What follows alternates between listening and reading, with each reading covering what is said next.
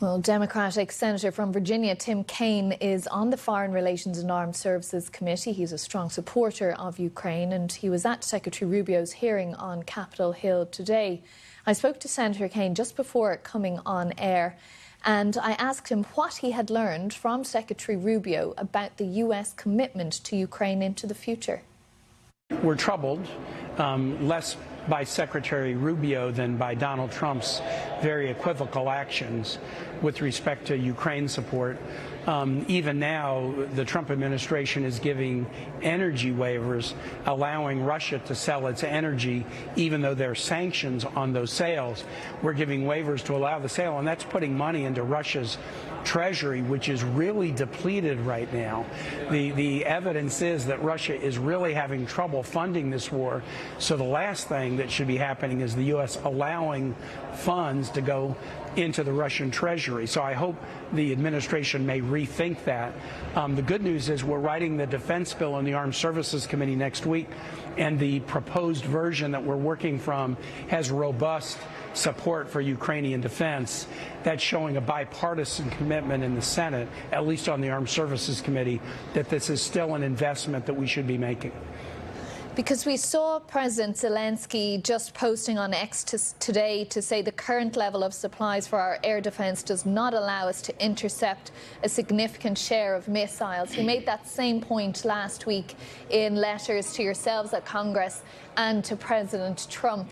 Can he count on US support? Do you see any movement happening there? Congress obviously controls the purse strings on this one. Well, here's what I do think, Caitriona, that the support in Congress is strong, it's bipartisan, and it's in both houses.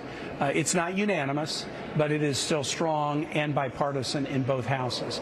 The worry is whether President Trump will carry forward. If we put defense funding toward Ukraine, will the president implement it? We just saw, for example, in the last couple of weeks in a related area, Congress had voted for more aid to Taiwan that the Secretary of the Navy announced was being paused. The congressional support for Ukraine is strong. Where we sometimes worry is whether the president will carry forward. He could send a very strong signal right now if he would stop allowing Russia to evade sanctions and make huge money at a very time when that money is going to fund this spate of attacks against Ukraine. Do you think, is there now a question mark over the strategic value of assisting Ukraine, especially given all the attention shifting towards Iran?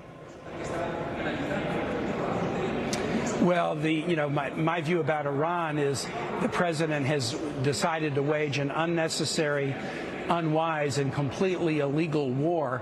And so if he's shifting attention to Iran, he's shifting it in the wrong direction. There's still a compelling case that the United States should support Ukrainian democracy against an illegal invasion by a Russian dictator.